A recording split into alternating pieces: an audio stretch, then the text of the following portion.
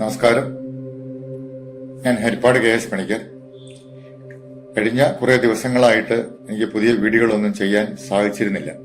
കാരണം വേറെ ചില ജോലികൾ വന്നു പെട്ടതുകൊണ്ട് അതില് വളരെയധികം ബിസി ആയിപ്പോയി. അതുകൊണ്ടാണ് ചെയ്യാൻ പറ്റാതിരുന്നത്. ഇന്ന് നമ്മൾ ഒരു പുതിയ വീഡിയോ ഇടുകയാണ്. അതിലെ ചർച്ചാ വിഷയം എന്ന് പറയുന്നത് സങ്കല്പശക്തി എന്ന് പറയുന്നത് സത്യമോ മിഥ്യയോ. പല യൂട്യൂബ് ചാനലിലും പല വ്യക്തികളും സങ്കല്പശക്തിയെക്കുറിച്ച് വളരെയധികം കാര്യങ്ങൾ പറഞ്ഞായിട്ട് അറിയാൻ കഴിഞ്ഞിട്ടുണ്ട്. ഈ അടുത്ത സമയത്ത് തന്നെ ഇങ്ങനെ ഒരു വീഡിയോ വന്നായിട്ട് ഞാൻ കാണുന്നുണ്ട്. സങ്കല്പശക്തി എന്താണെന്നുള്ള അറിവ് നേടിയതിനു ശേഷം ആ സങ്കല്പശക്തിയിൽ കൂടി അനുഭവം ഉണ്ടായിട്ടുണ്ടോ എന്നുള്ളതാണ് സത്യം. സങ്കല്പശക്തി എന്ന് പറയുന്ന ഒരു വ്യക്തിക്ക് സങ്കല്പശക്തി ഇല്ലാത്ത മനുഷ്യര് ഈ ലോകത്ത് കാണില്ല എന്ന് തന്നെ നമ്മൾ മനസ്സിലാക്കേണ്ടിയിരിക്കുന്നു. മൃഗങ്ങൾക്കില്ലാത്തതും എന്നാൽ മനുഷ്യന് ധാരാളമായിട്ടുള്ളതും ഒന്നാണ് സങ്കല്പശക്തി. സങ്കല്പത്തിൽ ഏതൊരു വ്യക്തിക്കും ജീവിച്ചു പോകാം. വെറും മോഹിച്ച് ജീവിച്ചു പോകാവുന്ന അവസ്ഥയിൽ സങ്കല്പം വളർത്തിയെടുക്കാം, കുഴപ്പമൊന്നുമില്ല. പക്ഷെ സങ്കല്പശക്തിയിൽ നിന്നുകൊണ്ട് ഭൗതിക തലത്തിൽ ഉയരുക എന്നുള്ളത് ഒരു വളരെയധികം വലിയ കഠിനമായ ഒരു പ്രയത്നം തന്നെയാണ്. സങ്കല്പശക്തിയെ വളർത്തിയെടുക്കുന്ന ധാരാളം ആളുകളുണ്ട്. പക്ഷെ ആളുകളൊക്കെ തന്നെ സങ്കല്പശക്തിയിൽ ഉറച്ചു നിന്നുകൊണ്ട് അതിനെ എങ്ങനെ ഭൗതിക തലത്തിൽ വിനിയോഗിക്കാം എന്നുള്ളത് ആദ്യം മനസ്സിലാക്കേണ്ടിയിരിക്കുന്നു. സങ്കല്പശക്തിയെ ഉണർത്തണമെന്നുണ്ടെങ്കിൽ, അല്ലെങ്കിൽ സങ്കല്പശക്തി ഉയരണമെന്നുണ്ടെങ്കിൽ, അല്ലെങ്കിൽ സങ്കല്പശക്തിയിൽ കൂടി ഭൗതിക തലത്തിൽ ഒരു വ്യക്തിക്ക് എന്ത് സാധിച്ചെടുക്കണം അങ്ങനെയുള്ള ചിന്തയുണ്ടെങ്കിൽ ആദ്യം ആ വ്യക്തി പ്രപഞ്ചത്തെ അറിയാനുള്ള ശ്രമം നടത്തിയാൽ മാത്രമേ സങ്കല്പശക്തിയെക്കുറിച്ചുള്ള അറിവും അതുപോലെ തന്നെ അനുഭവവും ആ വ്യക്തിക്ക് ഉണ്ടാവാൻ സാധിക്കത്തുള്ളൂ. കാര്യം പ്രപഞ്ചം നിലനിൽക്കുന്നത് ഊർജത്തിലാണ് എന്നുള്ള അറിവ് ഏത് വ്യക്തിക്കും ഉണ്ടായിരിക്കണം. ഏത് വ്യക്തിയാണോ സങ്കല്പശക്തിയെക്കുറിച്ച് അറിയാൻ ശ്രമിക്കുന്നത്, അനുഭവിക്കാൻ ശ്രമിക്കുന്നത്, ആ വ്യക്തിക്ക് ആദ്യമായി അറിയേണ്ട ഒരു വസ്തുതയാണ് ഈ പ്രപഞ്ചം നിലനിൽക്കുന്നത് ഊർജതലത്തിലാണ് എന്നുള്ളത്. ഊർജതലത്തെക്കുറിച്ച് അറിയണമെങ്കിൽ കണികാതലത്തെക്കുറിച്ചുള്ള അറിവ് ഉണ്ടായിരിക്കണം. കണികാതലത്തെക്കുറിച്ചുള്ള അറിവ് ഉണ്ടായിക്കഴിഞ്ഞാൽ മാത്രമേ ഒരു വ്യക്തിക്ക് സങ്കല്പത്തിൽ നിന്നുകൊണ്ട് ഭൗതിക തലത്തിൽ ഏത് കാര്യവും സാധിച്ചെടുക്കാൻ സാധിക്കത്തുള്ളൂ. കണികാതലം എന്ന് പറയുന്നത് അതീവ സൂക്ഷ്മമായ ഒരു തലമായതുകൊണ്ട് ആ തലത്തെക്കുറിച്ച് അറിയണമെങ്കിൽ ബോധതലത്തെക്കുറിച്ച് അറിയണം. ബോധതലത്തെക്കുറിച്ച് അറിയാത്ത വ്യക്തിക്ക് കണികാതലത്തെക്കുറിച്ച് അറിയാൻ ബുദ്ധിമുട്ടായിരിക്കും. അപ്പോൾ ബോധതലത്തെക്കുറിച്ച് ഒരു വ്യക്തിക്ക് അറിവുണ്ടാകണമെങ്കിൽ ആ വ്യക്തി ആന്തരികമായ തലത്തിലേക്ക് കടക്കണം. ഒരു മനുഷ്യൻ ബാഹ്യവും ആന്തരികമായ രണ്ട് തലം ഉണ്ടെന്ന് നമുക്ക് ഏവർക്കും അറിയാവുന്ന കാര്യമാണ്. ആന്തരിക തലം എന്ന് പറഞ്ഞു കഴിഞ്ഞാൽ അതിസൂക്ഷ്മമായ തലത്തിലേക്ക് കടക്കുന്നതിന് വേണ്ടി മനസ്സിന്റെ സംയമനം ആവശ്യമാണ്. അതുകൂടാതെ തന്നെ ഇന്ദ്രിയങ്ങളുടെ സംയമനവും ആവശ്യമാണ്. ഒരു മനുഷ്യനിൽ വളരെ പ്രധാനപ്പെട്ട രണ്ട് കാര്യങ്ങളാണ്. ഒന്ന് ഇന്ദ്രിയങ്ങളും മറ്റൊന്ന് മനസ്സും എന്ന് പറയും. വിഷയങ്ങൾ തന്നെയാണ് ഇത് രണ്ടും. ഇന്ദ്രിയങ്ങളും അത് തന്നെ, മനസ്സും ഇത് തന്നെ. മനസ്സും ഇന്ദ്രിയങ്ങളും ഒരുമിച്ചാണ് സഞ്ചരിക്കുന്നത്. അത് മിക്കവാറും എല്ലാവർക്കും അറിയാം. ഗ്രന്ഥങ്ങള് അതുപോലെ ഇതിനെ പഠിച്ച ആളുകൾ പറയുന്നുണ്ട്. അപ്പം ഇന്ദ്രിയങ്ങളെ അടക്കാതെ അല്ലെങ്കിൽ ഇന്ദ്രിയങ്ങളെ നിയമനത്തിലേക്ക് കൊണ്ടുപോകുക, നിയന്ത്രിക്കാതെ ഒരു കാരണവശാലും ഒരു വ്യക്തിക്ക് മനസ്സിനെ തിരിച്ചറിവ് അല്ല മനസ്സിനെ പറ്റിയുള്ള അറിവ് ഉണ്ടാവില്ല എന്ന് മനസ്സിലാക്കുക. ഇന്ദ്രിയങ്ങളെ അറിയാതെ പോകുന്ന അവസ്ഥയെന്ന് പറയുന്നത് ഏത് ഇന്ദ്രിയങ്ങളാണോ നമ്മളിൽ മുന്നിട്ട് നിന്ന് പ്രവർത്തിക്കുന്നത് അതിൽ ചിന്തിച്ച് അല്ലെങ്കിൽ അതിനെക്കുറിച്ചുള്ള ചിന്ത വന്ന് അതിൽ കുടുങ്ങിപ്പോകുന്ന അവസ്ഥ നമുക്കെല്ലാവർക്കും ഉണ്ടാവുന്നതാണ്. ഒരു ചിന്ത അങ്ങോട്ട് വന്നു കഴിഞ്ഞാൽ ആ ചിന്ത അത് സുഖകരമായ ഒരു ചിന്തയാണെങ്കിൽ ആ ചിന്തയിൽ മുഴുകിപ്പോവുക. ഒരു ചിന്ത അങ്ങോട്ട് വന്ന ആ ചിന്ത ദുഃഖകരമായ ചിന്തയാണെങ്കിൽ അതിൽ മുഴുകിപ്പോവുക. ഇത് സ്വാഭാവികമാണ്. അങ്ങനെ മുഴുകിപ്പോകുന്ന ചിന്തയിൽ നിന്നും മാറിപ്പോകണമെങ്കിൽ വേറൊരു ചിന്ത നമ്മളിലേക്ക് കടന്നു വേണം.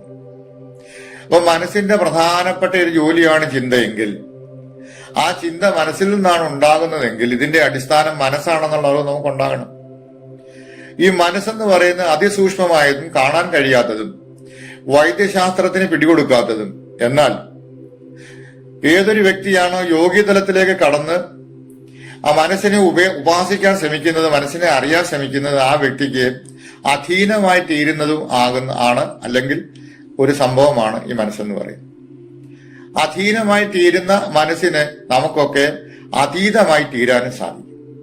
അപ്പോൾ മനസ്സിന്റെ ആ തലം അറിയണമെങ്കിൽ ആദ്യം ഇന്ദ്രിയങ്ങളെ ഏതൊക്കെയാണെന്ന് അറിഞ്ഞ് ആ ഇന്ദ്രിയങ്ങളിൽ കൂടി നാം മനസ്സിലേക്ക് ഇറങ്ങിച്ചെല്ലാനുള്ള ഒരു കഴിവ് ഉണ്ടാക്കിയെടുക്കണം.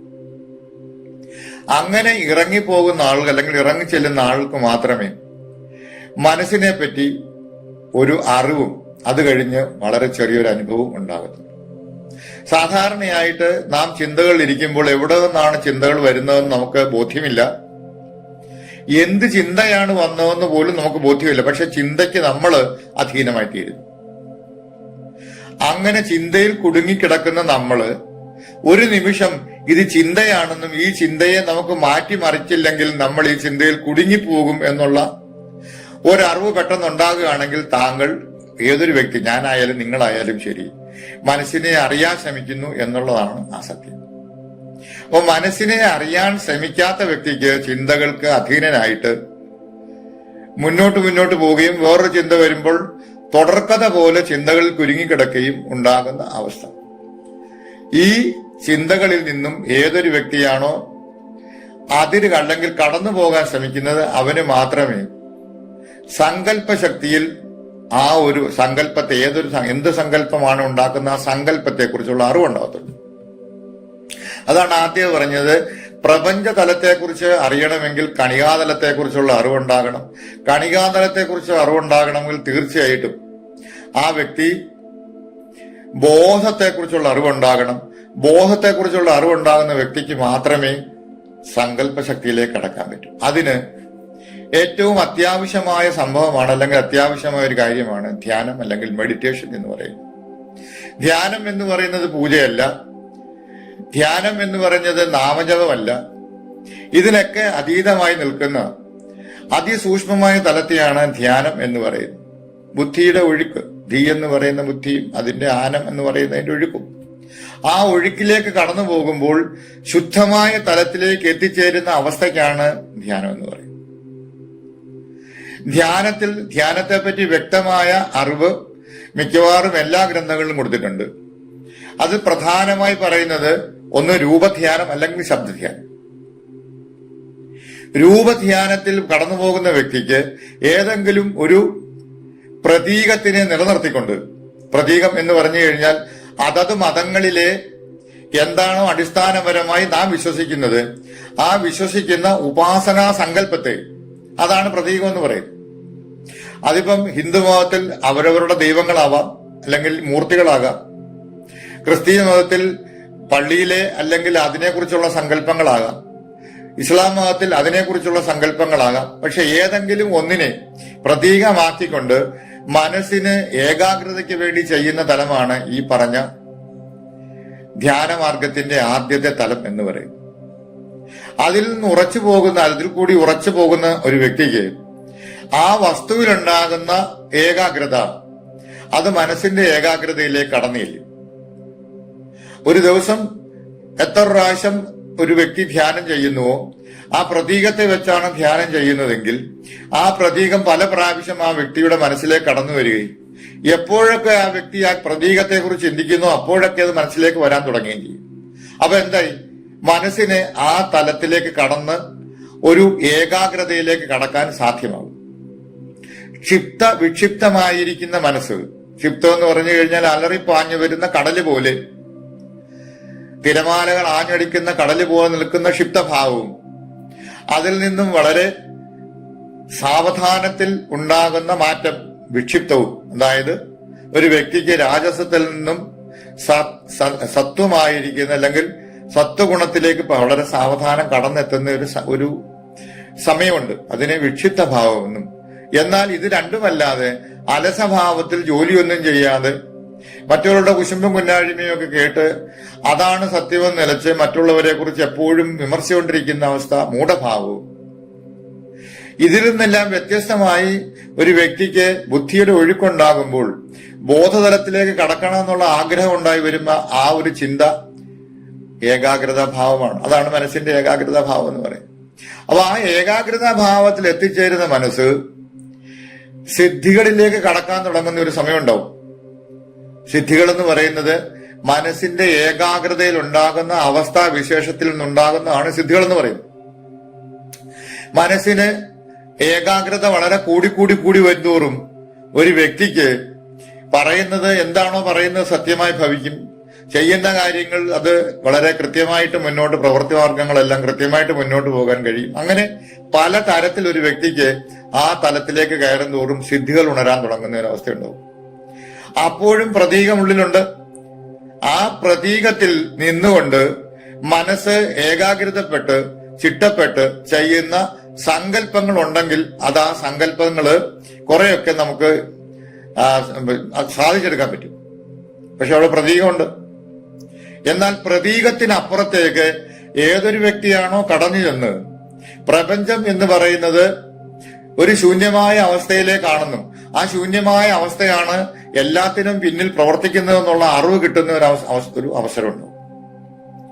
ഈ അവസരത്തിൽ ഒരു വ്യക്തി ശൂന്യതാഭാവത്തിലേക്ക് കടന്ന് താനും പ്രപഞ്ചവും ഒന്നാണെന്ന് അറിഞ്ഞ് അല്ലെങ്കിൽ അറിഞ്ഞനുഭവിക്കുന്ന ഒരവസ്ഥ, താൻ പ്രപഞ്ചമായി തീരുന്ന അവസ്ഥ.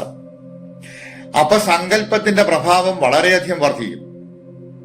മാനിഫെസ്റ്റേഷൻ പവർ എന്നാണ് ഇതിന് പറയുന്നത്. ഈ പവർ വളരെയധികം വർദ്ധിക്കും.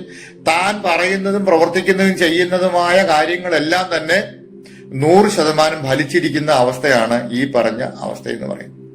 അപ്പൊ സങ്കല്പം കൊടുത്തു കഴിഞ്ഞാൽ ഒരു ഉദാഹരണമാണ്, ഏതൊരു വ്യക്തിയാണോ മറ്റൊരു വ്യക്തിയെ അവന്റെ നന്മയ്ക്ക് വേണ്ടി, ആ വ്യക്തിയുടെ നന്മയ്ക്ക് വേണ്ടി, മറ്റുള്ള വ്യക്തികളുടെ നന്മയ്ക്ക് വേണ്ടിയിട്ട് പ്രവർത്തിക്കുന്നത്. ഒരു ഉദാഹരണത്തിന് ഇപ്പൊ പറഞ്ഞതുപോലെ ഒരു ഹീലിംഗ് പവർ ആ വ്യക്തിയിലേക്ക് വരികയും ആ ഹീലിംഗ് പവർ കൊണ്ട് മറ്റൊരു വ്യക്തിയെ ഹീൽ ചെയ്ത് മാറ്റാൻ സാധിക്കാതെ അങ്ങനെ രോഗം മാറ്റാൻ സാധിക്കുകയും ചെയ്യുന്ന അവസ്ഥ. ഈ അവസ്ഥ അത്യപൂർവമായ ഒരു അവസ്ഥയാണ്. കാര്യം എന്ന് പറഞ്ഞാൽ ഒരു പ്രാവശ്യം ഈ അവസ്ഥ, ഈ സിദ്ധിവിശേഷം നിങ്ങൾക്ക് കിട്ടിക്കഴിഞ്ഞു കഴിഞ്ഞാൽ പിന്നെ ആ സിദ്ധിവിശേഷത്തിൽ തുടരാനും ഒരു കാരണവശാലും ഈ സിദ്ധിവിശേഷം തന്നിൽ നിന്ന് അകന്നു പോകാതിരിക്കാനും അല്ലെങ്കിൽ അകന്നു പോകുന്ന ഒരു പ്രശ്നമേ ഉണ്ടാകുന്നില്ല. എപ്പോഴും ആ സിദ്ധിവിശേഷം തന്നെ കൂടെ ഉണ്ടാവും. അപ്പൊ ഊർജമാണ് ഇതിന്റെ പിന്നിൽ പ്രവർത്തിക്കുന്നതെന്നും പ്രപഞ്ചത്തിലുള്ള ഊർജമാണ് താൻ ഏറ്റെടുത്ത് പ്രപഞ്ചമായിരിക്കുന്ന താൻ പ്രപഞ്ചമായിക്കൊണ്ട് മറ്റൊരാളിനെ എന്ത് നന്മ ചെയ്യുന്നുവോ, തിന്മയും ചെയ്യാം. തിന്മ ചെയ്തു കഴിഞ്ഞാൽ അവന് തിന്മ തന്നെ ചെയ്യുന്ന ആളിന് അതുകൊണ്ട് നന്മ മാത്രമേ ചെയ്യാവൂ എന്ന് 100% വിലയിരുത്തൽ നടത്തിയിട്ടുണ്ട്. എല്ലാ ഇത് പഠിച്ച അല്ലെങ്കിൽ അറിയാവുന്ന വ്യക്തികളെല്ലാം. അതിനാണ് ഈ താഴത്തോട്ട് റേക്കി, പ്രാണിക് ഹീലിംഗ്, ഇങ്ങനെയുള്ള അക്സസ് ബാർ, ഇങ്ങനെയൊക്കെയുള്ള ഒത്തിരി പരിപാടികളുണ്ട്. ഇതിന്റെയൊക്കെ തലതട്ടപ്പനായിട്ട് നിൽക്കുന്നതാണ് പീനൽ ഗ്ലാൻഡിന്റെ ഉണർവും പീനൽ ഗ്ലാൻഡിന്റെ ഉയർച്ചയും പീനൽ ഗ്ലാൻഡിനെ ഉണർത്തിയെടുക്കുന്ന ആ അവസ്ഥാവിശേഷം. അതിൽ നിന്ന് കിട്ടുന്ന എനർജിയുടെ തലം ഒരിക്കലും നശിക്കാത്തതാണ്. ഈ നശിക്കാത്ത എനർജി മറ്റൊരാളിലേക്ക് നന്മയായിട്ട് നമുക്ക് പ്രവർത്തിക്കാൻ പറ്റും, ചെയ്യാൻ പറ്റും. ഒരാളിന്റെ പെട്ടെന്നുണ്ടാകുന്ന ഒരു അസുഖത്തിനെ മാറ്റിയെടുക്കുക എന്ന് പറഞ്ഞാൽ ഇത് ഫുള്ളായിട്ട് മാറ്റിയെടുക്കണമെന്ന് ചോദിക്കുന്നവർ പലരുണ്ട്. വൈദ്യശാസ്ത്രം പിന്നെ എന്തിന് എന്നുള്ളൊരു ചോദ്യമുണ്ട്. ഒരു കാരണവശാലും ഇത് പഠിച്ച വ്യക്തികൾ പറയില്ല നിങ്ങൾ മരുന്ന് കഴിക്കരുത് എന്ന് പറയാറില്ല. അതിന്റെ കൂടെ ഒരു ഉന്തിന്റെ കൂടെ ഒരു തള്ളെന്ന് പറയുന്നത് പോലെ മരുന്ന് കഴിക്കുകയും അതിനോടൊപ്പം ഇത് ചെയ്യുകയും ചെയ്യുന്നത് 100% നല്ലതാണ്. അപ്പൊ എനർജി പ്രവർത്തിക്കും, 100% ഇത് എനർജി പ്രവർത്തിക്കും.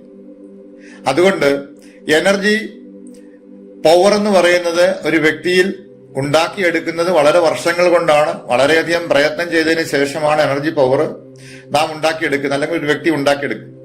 ആ എനർജി പവറിനെ മറ്റൊരാളിലേക്ക് കമാൻഡ് കൊടുത്ത് മാറ്റുമ്പോഴാണ് തീർച്ചയായിട്ടും സങ്കല്പശക്തിയുടെ 100% വിജയം ഉണ്ടാവുന്നത്, സങ്കല്പശക്തി വിജയിക്കുന്നത്. ഏതൊരു വ്യക്തിയാണോ അങ്ങനെ, ഇത് ഞാനൊരു ഹീലിംഗിന്റെ ഒരു കാര്യം പറഞ്ഞുള്ളൂ, അല്ലാതെ ഭൗതിക തലത്തിൽ എന്തൊക്കെ സാധ്യതയുണ്ടോ അതെല്ലാം ഇതിൽ കൂടി സാധിച്ചെടുക്കാം എന്നുള്ളത് പലരും അടുത്തറിഞ്ഞ് അനുഭവിച്ചറിഞ്ഞിട്ടുള്ളതാണ്. അത് അങ്ങനെ അതിനുള്ള ഒരു ഉത്തമ ഉദാഹരണമാണ്. കഴിഞ്ഞ ദിവസം ഞാൻ യോഗ പഠിപ്പിക്കുന്ന വ്യക്തിയാണ്. യോഗയിലെ ഒരു ക്ലാസ്സിൽ, അതായത് ഈ കഴിഞ്ഞ മിനിഞ്ഞാന്ന് ഇതിടുന്നതെന്ന് പറഞ്ഞ 1-ാം തീയതിയാണ്.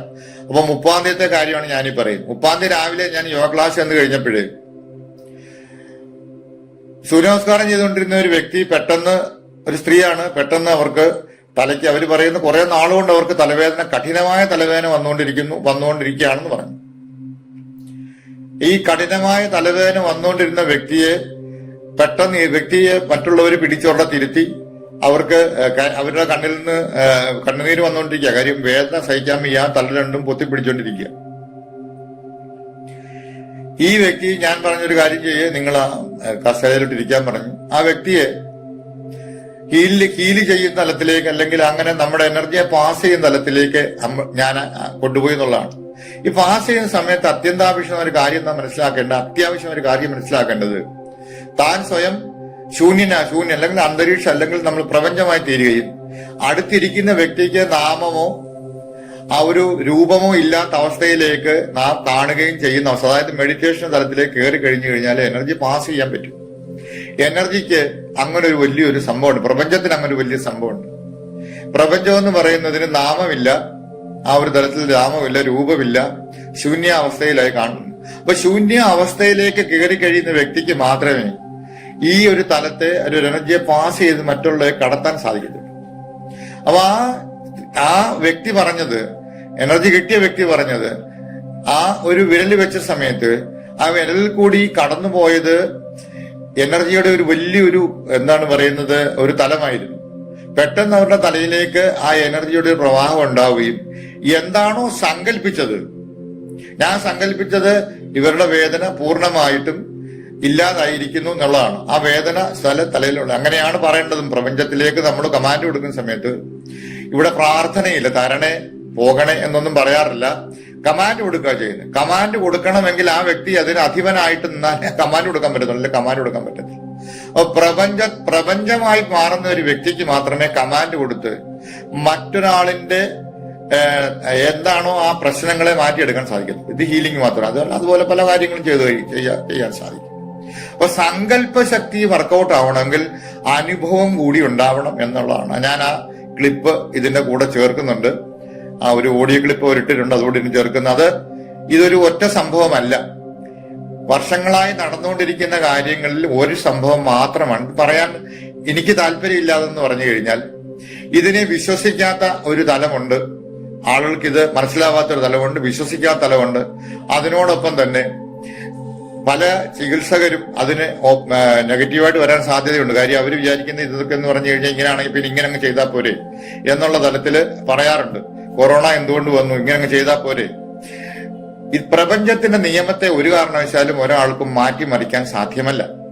തൽക്കാലത്തേക്ക് ഒരു ശമനം നമ്മൾ പലതും ചെയ്താൽ തന്നെയും പ്രപഞ്ചത്തിന്റെ നിയമത്തിന് വഴങ്ങി വേണം ഓരോ മനുഷ്യനും ജീവിച്ചു പോകാൻ. പക്ഷെ ഇങ്ങനെയുള്ള ജീവിതശൈലി രോഗങ്ങളിൽ എന്തെങ്കിലുമൊക്കെ അങ്ങനെ ഉണ്ടായാൽ ഒരുപക്ഷെ അതിനെ മാറ്റിയെടുക്കാൻ നമുക്ക് സാധിച്ചേക്കും. അപ്പൊ ഇതിനോടൊപ്പം ഞാൻ ആ ഓഡിയോ ക്ലിപ്പ് ഇടുന്നുണ്ട്, എല്ലാവരും കേൾക്കുക. നമസ്കാരം. നമസ്തേ, ഞാൻ മാവേലിക്കര സെന്ററിൽ നിന്ന് ബിനു ആണ്. എനിക്ക് ഇന്നുണ്ടായ ഒരു അനുഭവം നിങ്ങളുമായി ഷെയർ ചെയ്യാൻ വേണ്ടിയാണ് ഞാൻ ഈ വോയിസ് ക്ലിപ്പ് ഇവിടെ ഇടുന്നത്.